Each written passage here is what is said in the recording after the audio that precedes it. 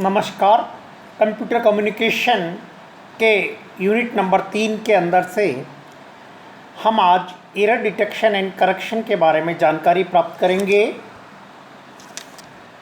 Error detection and correction और error control are techniques that enable reliable delivery of digital data over unreliable communication channels. हम जानते हैं कि communication channel में, transmitter में, receiver में, ये सब में इंटरनल या एक्सटर्नल नॉइजेस होती है और जो भी डेटा होता है वो करप्ट हो जाता है। 1 की जगह 0, 0 की जगह 1 बन जाता है। तो किस प्रकार से डिजिटल डेटा को अनरिलायबल कम्युनिकेशन चैनल्स के थ्रू ट्रांसमिट किया जाए ताकि हमको रिलायबल डिजिटल डेटा ट्रांसमीटर के ऊपर, रिसीवर के ऊपर प्राप्त हो, तो वो टेक्निक्स जिसके ज़रिए हम ये सारा कार्य करते हैं, that is called the error control और error detection and correction techniques. पहला पार्ट डिटेक्ट करना और दूसरा पार्ट करेक्ट करना। Many communication channels are subject to channel noise and thus errors may be introduced during transmission from the source to a receiver. अब कई सारी जो communication channels होती है उनमें चैनल में नॉइज़ होती है और इस प्रकार से सोर्स से रिसीवर के बीच में जब ट्रांसमिशन होता है तो कई तरह की एरर्स इंट्रोड्यूस हो जाती है। नॉइज़ के बारे में हम जानते हैं कि noise is most effective where the signal is the weakest, और सिग्नल सबसे ज़्यादा वीकेस्ट कंडीशन में कहाँ होता है? चैनल के अंदर होता है इन जनरल। तो इस प्रॉब्लम को रिमूव करने के लिए, सरकमवेंट करने के लिए जो टेक्नोलॉजी या टेक्निक्स डिवाइस की गई है, that is called the error control और error detection and correction techniques. Error detection techniques allow detecting such errors while error correction enables reconstruction of the original data in many cases। Error detection की जो techniques है वो इस प्रकार की errors को detect करती है, जबकि एरर करेक्शंस के ज़रिए हम ओरिजिनल डाटा को कई मामलों के अंदर वापस बना लेते हैं। There are many reasons such as noise, cross talk etcetera which may help data to get corrupted during transmissions. कई सारे सोर्स हैं नॉइज़ के, क्रॉस टॉक के, जिसके द्वारा डेटा करप्ट हो जाता है ट्रांसमिशंस के दौरान। अब OSI मॉडल के अंदर 7 लेयर होती है, उसमें से अपर लेयर क्या करती है? The upper layers work on some generalised view of network architecture are not aware of the actual hardware data processing. ऊपर की जो लेयर होती है उनको नीचे हार्डवेयर डेटा प्रोसेसिंग के बारे में कोई अता पता नहीं होता है। Hence the upper layer expect error free transmission between the systems. इसलिए अपर लेयर के लिए तो एरर फ्री ट्रांसमिशन सिस्टम्स के बीच में होना चाहिए। Most of the applications would not function expediently if they receive erroneous data. कई सारे एप्लीकेशंस हैं वो सही तरह से काम नहीं कर पाएंगे अगर उनको जो डेटा रिसीव हुआ है उसमें गलतियां हैं, एरर्स हैं।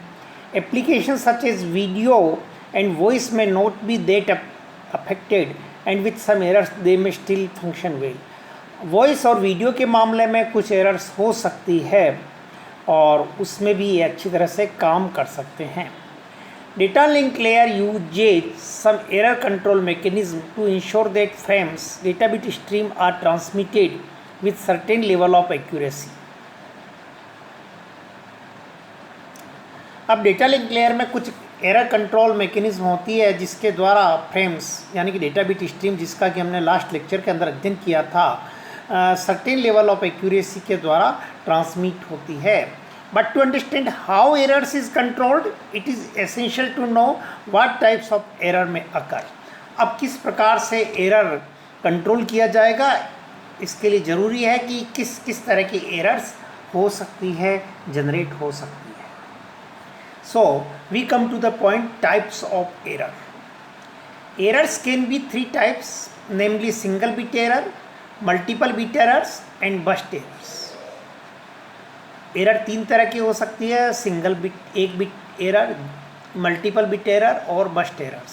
Single bit error, in the received frame only 1 bit has been corrupted, therefore either changed from 0 to 1 और from 1 to 0। जो फ्रेम रिसीव होती है उसके अंदर केवल एक बिट करप्ट हो जाती है, जो कि 0 से 1 या 1 से 0 में बदल जाती है। Multiple bit errors in the received frame more than 1 bits are corrupted. Received frame में एक से ज़्यादा बिट्स करप्ट हो जाती है। Burst error in the received frame more than 1 consecutive bits are corrupted. अब बस्ट एरर उसको कहते हैं कि एक से ज़्यादा कंसेक्यूटिव बिट अगर करप्ट हो जाती है तो बस्ट में कंटिन्यूटी एरर्स में मेंटेन होनी चाहिए। मल्टीपल में ऐसा नहीं हो सकता है, दोनों होती मल्टीपल ही है।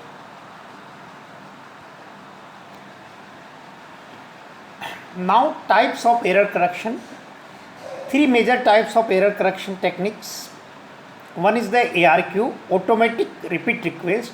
Second is the forward error correction, FEC, and third is the hybrid of these two hybrid schemes. First of all, we get some insight into the automatic repeat request. ARQ के बारे में हम कुछ जानकारी प्राप्त करेंगे। Automatic repeat request is an error control method for data transmission that makes use of error detection code, acknowledgement and or negative acknowledgement messages and timeouts to achieve reliable data transmission। अब ARQ क्या है कि एक error control का method है data transmission के लिए, जो कि एरर डिटेक्शन कोड्स का उपयोग करता है, एक्नॉलेजमेंट या नेगेटिव एक्नॉलेजमेंट मैसेजेस का उपयोग करता है और टाइमआउट्स का उपयोग करता है ताकि डेटा रिलायबली ट्रांसमिट हो सके। What is an acknowledgement? पावती क्या होती है? An acknowledgement is a message sent by the receiver to indicate that it has correctly received a data frame। एक रिसीवर को जब एक करेक्ट डेटा फ्रेम मिल जाती है तो एक एक्नॉलेजमेंट सेंडर को भेज देता है। दैट इज कॉल्ड द, ये पोस्ट ऑफिस की प्रक्रिया की तरह से ही है। Forward error correction. Forward error correction FEC is a process of adding redundant data such as error correction code ECC to a message so that it can be recovered by a receiver even when a number of errors up to the capability of the code being used were introduced either during the process of transmission or on storage। FEC क्या होता है कि actual में signal के साथ ही along with इस प्रकार का एरर करेक्शन कोड्स भेजा जाता है, रिडंडेंट डेटा भेजा जाता है, ऐड किया जाता है ताकि रिसीवर्स अगर नंबर ऑफ़ एरर्स जो कोड की योग्यता पर निर्भर करता है, कैपेबिलिटी पे निर्भर करता है, अगर इंट्रोड्यूस हो जाए तो स्टोरेज या ट्रांसमिशंस के दौरान तो उसको वो करेक्ट कर सके। Hybrid scheme. Hybrid ARQ is a combination of ARQ and forward error correction. जो हाइब्रिड स्कीम्स होती है वो दोनों का कॉम्बिनेशन होती है, ARQ का और फॉरवर्ड एरर करेक्शन का। ये तो हमने एरर करेक्शन के बारे में देखा था। Now error detection techniques. There are 3 main techniques for detecting errors in frames. क्योंकि डेटा लिंक लेयर से हम डील कर रहे हैं और फ्रेम्स हम देख चुके हैं, तो फ्रेम्स में किस प्रकार के एरर्स डिटेक्ट की जा सकती है। Parity check, check sum and cyclic redundancy check CRC। Parity check. The parity check is done by adding an extra bit called parity bit to the data to make a number of ones either even in case of even parity or odd in case of odd parity। While creating a frame, the sender counts the number of ones in it and adds the parity bit in the following way। In case of even parity, if a number of ones is even, then parity bit value is 0। If the number of ones is odd, then parity bit value is 1। In case of odd parity, if a number of ones is odd, then parity bit value is 0। If the number of ones is even, then parity bit value is 1। On receiving a frame, the receiver counts the number of ones in it। In case of even parity check, if the count of ones is even, the frame is accepted, otherwise it is rejected। A similar rule is adopted for odd parity check। The parity checks is suitable for single bit error detection only। Second methodology of error detection is the checksum। In this error detection scheme, the following procedure is applied. Data is divided into fixed size frames or segments. The sender adds the segment using 1's complement arithmetic to get the sum. It then complements the sum to get the checksum and sends it along with the data frames. The receiver adds the incoming segments along with the checksum using 1's complement arithmetic to get the sum and then complements it. If the result is 0, the received frames are accepted, otherwise they are discarded. Lastly, we will deal about the cyclic redundancy check CRC. CRC के ऊपर हम एक separate video lecture next lesson के अंदर देखेंगे, लेकिन एक elementary knowledge इसके अंदर लेते हैं. Cyclic redundancy check CRC involves binary division of the data bits being sent by a predetermined divisor agreed upon by the communicating signal system. The divisor is generated using polynomials. Here the sender performs binary division of the data segment by the divisor. It then appends the remainder called CRC bits to the end of data segment. This makes the resulting data unit exactly divisible by the divisor. The receiver divides the incoming data unit by the divisor. If there is no remainder, the data unit is assumed to be correct and is accepted, otherwise it is understood that the data is corrupted and is therefore rejected. Now applications, अनुप्रयोग. Applications that require low latency such as telephone conversations cannot use automatic repeat request. हाथों हाथ information जानी चाहिए, ऐसा नहीं कि correct करने का टाइम मिलेगा. They must use forward error corrections FEC by the time an ARQ system discovers an error and retransmits it.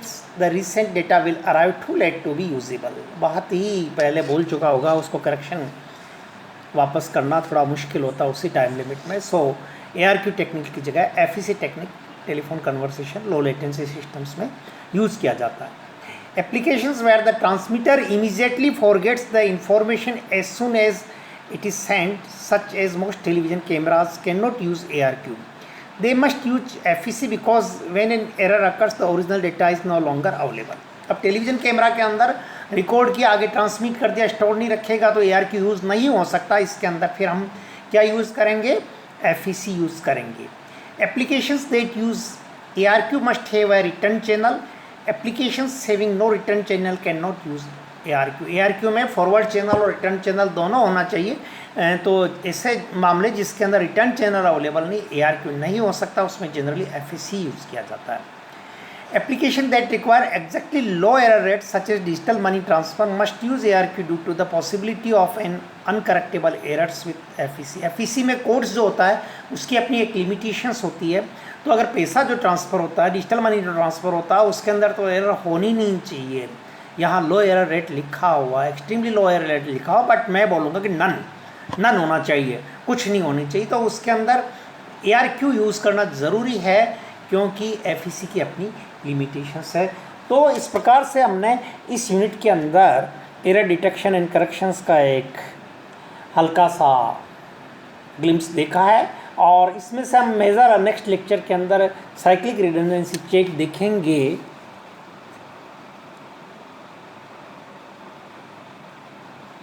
Error detection codes के रूप में अगर हम बात करते हैं तो कई तरह के कोड्स होते हैं. उनमें से आप लोगों ने Hamming codes, binary convolution codes, Reed Solomon codes, low density parity check codes, जो भी फर्दर रीडिंग करना चाहते हैं डिजिटल में पढ़ रखा है तो बढ़िया बात है, नहीं तो टेननबम या किसी और स्टैंडर्ड टेक्स्ट है आप पढ़ सकते हैं. Hamming error correcting codes, NASA binary convolution code used in 802.11, soft decision decoding, hard decoding, और Reed Solomon code is the third kind of the category of the error correction codes. LDPC low density parity check methodology. Error detecting codes के अंदर हम already बात कर चुके हैं. Parity check, even parity और parity. Digital की अच्छी नॉलेज होनी चाहिए इन सब के लिए. चेक सम और CRC के बारे के अंदर तो हम डिटेल में बात करेंगे. तो मैं इन्हीं शब्दों के साथ आशा करूँगा कि आपने ये लेक्चर अच्छी तरह से समझा होगा, सुना होगा, टेनोम या कोई